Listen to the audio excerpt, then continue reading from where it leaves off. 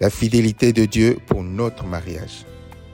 Après 8 ans de fiançailles, nous nous sommes mariés, Michel et moi, le 18 octobre 2002 à la mairie de Nanterre, dans la région parisienne.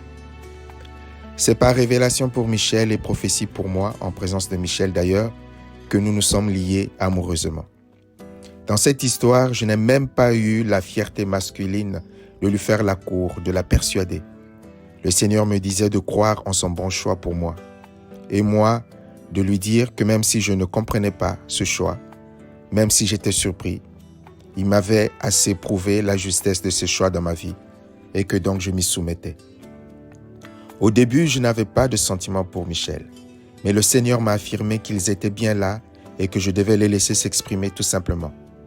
Comme je l'ai dit dans ma déclaration publique dans l'église de Puteaux, le jour de la bénédiction nuptiale, Michel était comme un diamant brut qui ne laissait pas deviner sa haute valeur, d'autant plus que sa conversion était récente.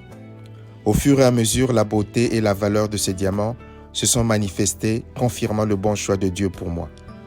Pendant ces 8 ans de fiançailles, comme je l'ai aussi dit, au travers de Michel, Dieu m'a enrichi spirituellement en travaillant ma chair et mon cœur. 8 années de fiançailles au cours desquelles nous avons supporté des sarcasmes, des moqueries, de la calomnie de la part de ceux qui pensent qu'il est impossible de vivre ainsi sans succomber à la sexualité. Il nous a fallu également supporter la pression de ceux qui voulaient nous faire marier à tout prix. Mais la compréhension de la volonté de Dieu pour nous ne nous permettait pas d'accéder à ces attentes humaines et charnelles tout autant compréhensibles. Bien que une fois nous avons failli succomber, mais nous arrêtâmes les démarches de la mairie ainsi que la visite médicale. Enfin, nous eûmes l'aval de Dieu d'entreprendre les démarches pour le mariage avec la conviction que tout était préparé d'avance. Et cela fut au-delà des espérances, comme il est écrit dans la Bible. Dieu fait toujours au-delà de ce que nous demandons ou pensons. Je ne travaillais pas à l'époque et j'étais sans papier. Nous eûmes la bonne surprise de découvrir que certains des frères et sœurs avaient eu de la part du Seigneur de mettre de l'argent de côté pour financer notre mariage au temps fixé.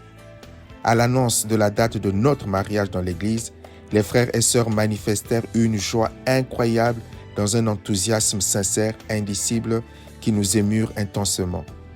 C'est ainsi que chacun, ou presque dans l'église, a manifesté de la bonne volonté pour faire entre autres la cuisine, car tout le monde était évidemment invité, pour faire des gâteaux ou pour apporter des boissons. Notre mariage fut donc totalement financé par tous ces différents dons. Même des inconvertis furent bien disposés. J'étais stupéfait à chaque fois. Et régulièrement, je ne pouvais m'empêcher de dire « incroyable, incroyable ».